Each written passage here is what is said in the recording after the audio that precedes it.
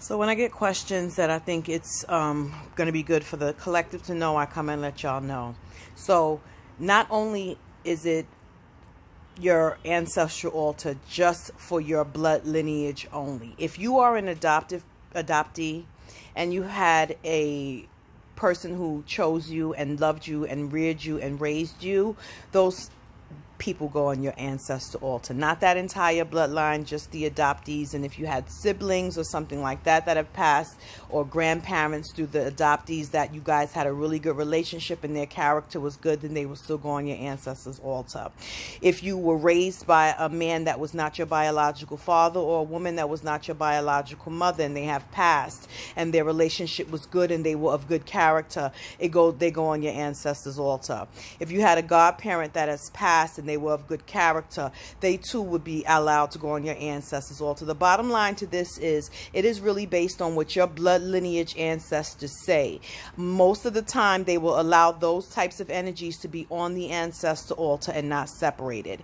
If they do require them to be separated, they would normally tell you to place them on your bovita table, depending on what the relationship was with you and them and what their character was. The ancestors see further than you saw and further than you know about that person's elevation and where they are in their path and where they would be better suited to serve you as a spirit guide. It is not a separate altar for these people automatically. That is something that you have to talk to your ancestors about. Remember, these altars and these places and these spaces, they are your foundation. So you have got to ask your ancestors. It's not a one and done for everybody. Some ancestors will allow these other energies to take place with them because they held a special place in your life and helped you to do something that the ancestors and their own bloodline was not able to do.